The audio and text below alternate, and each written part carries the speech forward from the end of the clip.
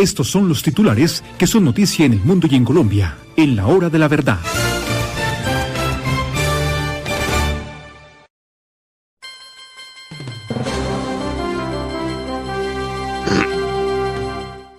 Titular que muchos niegan y que por supuesto no quisiéramos dar nosotros.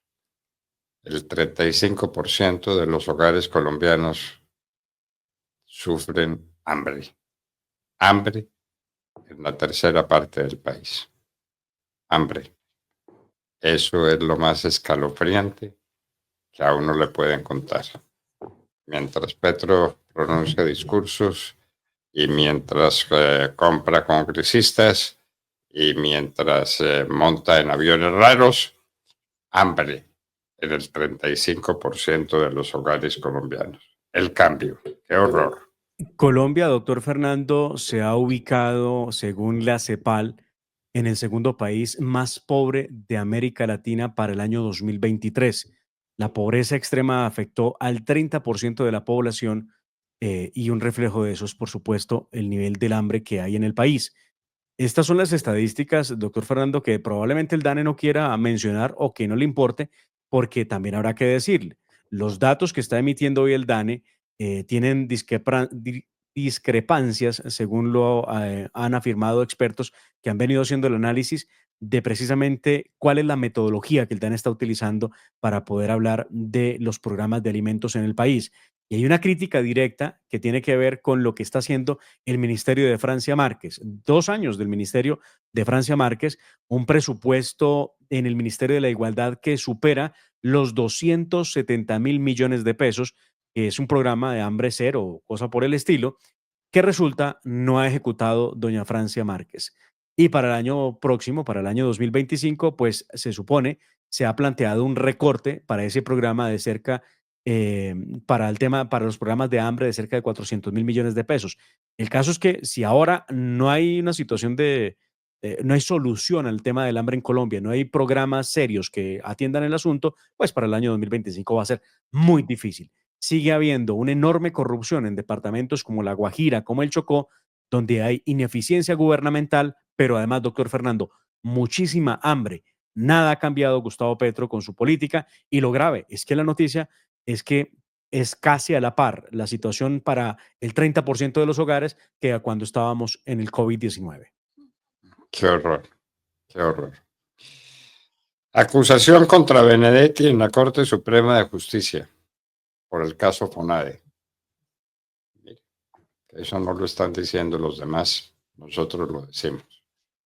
Fonade, el Fondo Nacional de Desarrollo, es un coto de caza de los piratas en Colombia, los congresistas, los políticos congresistas en su mayoría o casi todos, que van a Fonade para llenarse los bolsillos de dinero.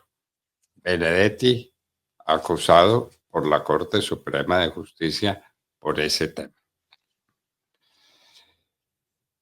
Tras 45 años. Doctor Fernando, este es uno de los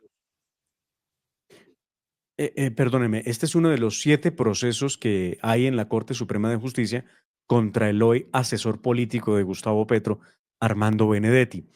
El diario El Tiempo publicó que desde el pasado 17 de octubre la Sala de Instrucción acogió parte de esa ponencia que fue radicada por la magistrada Cristina Lombana, que es la que lleva el caso. En esta se niega la nulidad que solicitó la defensa de Armando Benedetti en el caso relacionado con el Fondo Financiero de Proyectos de Desarrollo FONADE.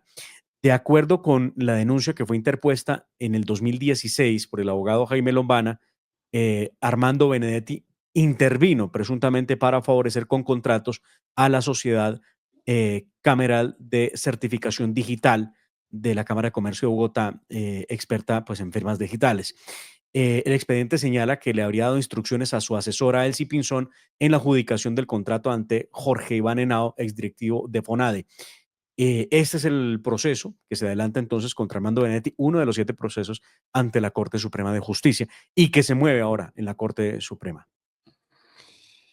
Importación de gas tras 45 años de autoabastecimiento. Hablaremos con el doctor Alejandro Castañeda de ANDEC. Confirmado el fallo contra Edmundo del Castillo y César Mauricio Velázquez por chuzadas del LAS. Tenemos que repasar esto con cuidado, ¿no? A ver qué es lo que está pasando. Ayer hubo comunicado de prensa alrededor de esa noticia, doctor Fernando, que lo estoy buscando para leer. Se lo dice lo siguiente. Este es un comunicado de prensa de César Mauricio Velázquez. El día de hoy una sala de conjueces insiste en condenarme luego de que el único juez que vio las pruebas de este proceso me había absuelto en el pasado. Segundo, en la sentencia se hacen graves afirmaciones de que yo solicité, recibí y filtré información cuando no existe una sola evidencia, nunca la hubo, nunca ocurrió acción alguna que respalde estas acusaciones. Y tercero, con la certeza de mi inocencia, seguiré luchando con todas las acciones jurídicas que existan para que la verdad salga a la luz y así reivindicar mi honra y mi buen nombre. César Mauricio Velázquez firma este comunicado.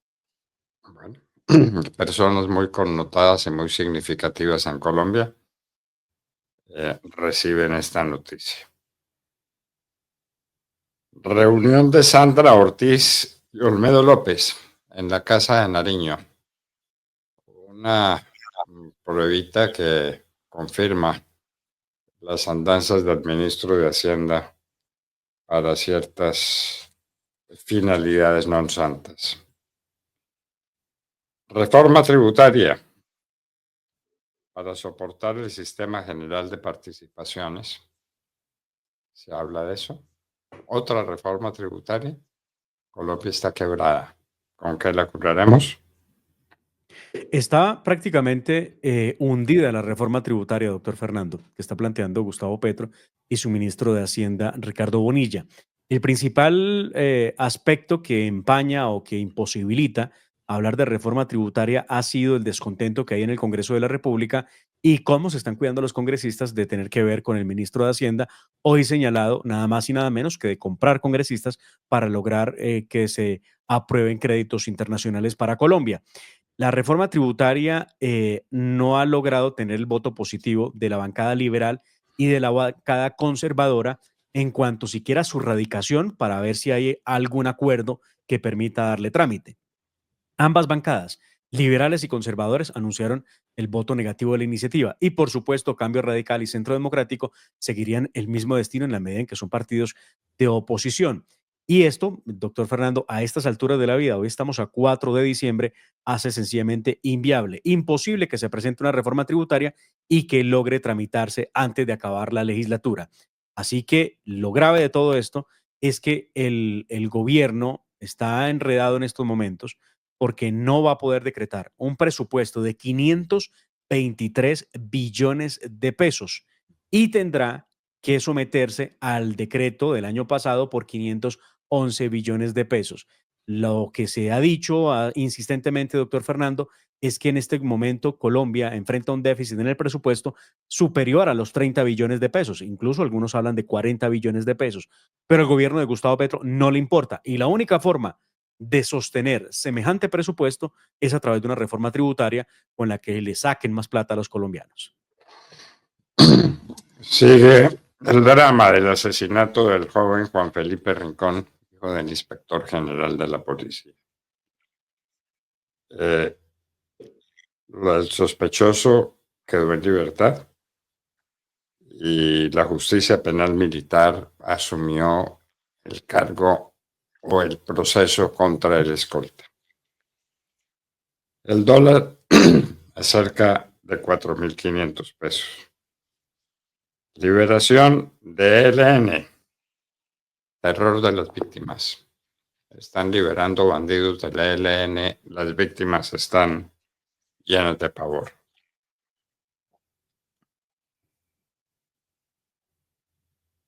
El anuncio de la exasesora del ministro de Hacienda.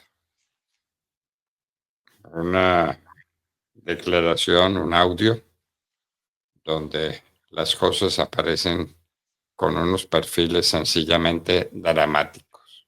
El ministro de Hacienda se ríe, pero realmente no hay de qué reír. Alejandra Benavides es la persona que ha venido comentando todo lo que ocurrió dentro del Ministerio de Hacienda. Ha dicho el ministro Bonilla que no es cierto, que no se estaban entregando o dando cupos indicativos, como lo afirma María Alejandra Benavides, que está colaborando con la Fiscalía. Y lo más reciente es que la defensa de Benavides le ha solicitado a las autoridades que refuercen la seguridad de su cliente luego de las declaraciones que dio en la Fiscalía contra el ministro Ricardo Bonilla por ese escándalo de la unidad de gestión del riesgo. Recuerdo que usted lo decía, doctor Fernando, cuando hablábamos de los carrotanques, ¿no? Eran 40 carrotanques a un sobrecosto, y decía usted, ¿y qué más hay? ¿Sería esta la punta del escándalo? Y pues resultó que sí. Lo de los carrotanques es nada comparado con las cifras de las que se habla se movían para comprar congresistas. Carrotaques que finalmente se perdieron, ¿no? Esa fue una inversión de la nación que terminó Está en en un parqueadero, en un batallón en Uribia, si mal no estoy, sin a la uso, intemperie. Sí, claro, sin uso. Sin uso sin porque uso, no hubo una compañía que pudiera asegurar los carrotanques. No hubo quien asegurara contra todo riesgo los carrotanques. y no se sabe qué hacer con ellos, y ese es solamente el comienzo de este escándalo de corrupción que afecta al gobierno. Pero es que, doctor Fernando, las autoridades locales en La Guajira, en Maicao, habían hablado con el gobierno de la compra de esos equipos y las autoridades locales les habían dicho, aquí el terreno que es desértico no sirve para ese tipo de equipos, no funcionan. Traer un carro tanque que pesa no sé cuántas toneladas cargado hace inviable que puedan llevar ustedes el agua a las rancherías. Dicho y hecho, hicieron la prueba con un solo carro tanque y el carro tanque se hundió en la arena del desierto, se quedó enterrado y tuvieron que desocupar el carro tanque, vaciar lo que llevaba de agua, sacarlo con otro para que pudiera salir de ese atolladero en el que se metió y ahí se dieron cuenta que no funcionaban. Claro, esta es otra de esas ideas fantásticas de Gustavo Petro, así como los carros de basura de Bogotá. A él no le gusta que le recuerden ese episodio, pero qué cosa más parecida. La diferencia, los carro tanques eran nuevos. ¿Y qué es igual? Pues que no sirvieron y que están en un patio llenándose de óxido, no son prendidos, no han puesto en funcionamiento y lo que vendrá es que seguramente, doctor Fernando, se dañen los equipos porque no hay quien los haga funcionar. El Banco de la República calcula la inflación para el próximo año en el 3%. La ilusión también se vive. La discusión sobre el salario mínimo. La discusión apenas empieza. ¿Qué va a pasar con el salario mínimo? A la cárcel. Conductor borracho que mató 6 personas en Turbaco. Se declaró inocente, no aceptó responsabilidad. Las pirámides este año se han perdido 53.000 millones de pesos. Increíble que la gente siga creyendo en eso, ¿no? Es increíble. Increíble. Pero pues la ilusión también se vive y entonces a la gente le dicen que pone su platica y que se le multiplica en pocos días por 2 o 3 veces y cae. Y en la arena A pro- internacional, Perdón, doctor la Fernando, a propósito del salario mínimo que usted lo anunció hace un momento, poco se está diciendo de cómo va a ser el ajuste, pero ya por lo menos la CUT, uno de los de la Central Unitaria de Trabajadores de Colombia, que es uno de los sindicatos más fuertes, ha venido insistiendo en que en el momento de sentarse a la negociación de lo que debe ser el salario mínimo para el 2025, debe haber un aumento que tenga 2 dígitos, lo que estaría por fuera de lo que ya había dicho el mismo gobierno, que ha anunciado que no será 2 dígitos el aumento. Y pues si han logrado controlar el nivel de inflación, creo que lo que menos vendría bien sería un aumento de 2 dígitos en el salario. Pero es algo que están reclamando los sindicatos en estos momentos de cara a lo que será la negociación. y en la arena internacional, ley marcial en Corea del Sur contra fuerzas comunistas. El presidente de Corea del Sur terminó renunciando. Trump le dice a Hamas, pagarán caro si no liberan rehenes. Buscan comida en calles de Japón Los osos. Válganos Dios. Hospitalizado de emergencia el violador Harvey Weinstein. Nuevas sanciones de los Estados Unidos a funcionarios de Venezuela. ¿Cuánto aportan los indocumentados a la economía de los Estados Unidos? ¿Cuál será el costo de deportarlos si es que Trump logra cumplir su objetivo de deportarlos a todos? ¿Qué pasará? ¿Quién va a desempeñar ciertas tareas que los americanos de nacimiento no quieren ejecutar, no les interesa y que son vitales para la producción americana, especialmente de alimentos? El poder de otorgar clemencia en los Estados Unidos. ¿Qué haría Trump? La crisis de la Volkswagen en Alemania. La Volkswagen. ¿Se acuerdan ustedes? Amigos manizaleños, las pulquitas de la Volkswagen. Pues está en crisis la compañía. Dicen que es el anticipo de la crisis de Alemania entera. El poder total en Nicaragua. El comandante y la esposa, la comandante, son dueños de Nicaragua como si fuera ella su finca. Lo dijo alguien con mucha autoridad. La vida de Ayrton Senna en Netflix. Hay ciertas cosas que parecen mentira en la vida de Ayrton Senna y no son mentira, son verdad. La reconstrucción de Notre Dame de París en 5 años. Todavía hay cosas para hacer, van a seguir trabajando, pero está reconstruida Notre Dame después del incendio que la consumió. Sigue debate sobre el perdón a Hunter Biden. Ese debate no va a parar porque tiene unas circunstancias supremamente complejas. El COVID-19, el virus salió de un laboratorio de Wuhan. Es la última confirmación que hacen los expertos. Más de 700 millones de dólares para Ucrania destinan los Estados Unidos cuando ya se va Biden. Y estos, queridos amigos, son los titulares que se debaten hoy en el mundo, en Colombia, y que conversaremos con ustedes en la próxima hora. En Colombia 6:22, vamos a la nota editorial. Acceda desde cualquier parte del mundo a www.lahoradelaverdad.com.co. Opinión, análisis, entrevistas y noticias. También encuéntrenos en Twitter en @Hora de la Verdad. La Hora de la Verdad con Fernando Londoño Hoyos.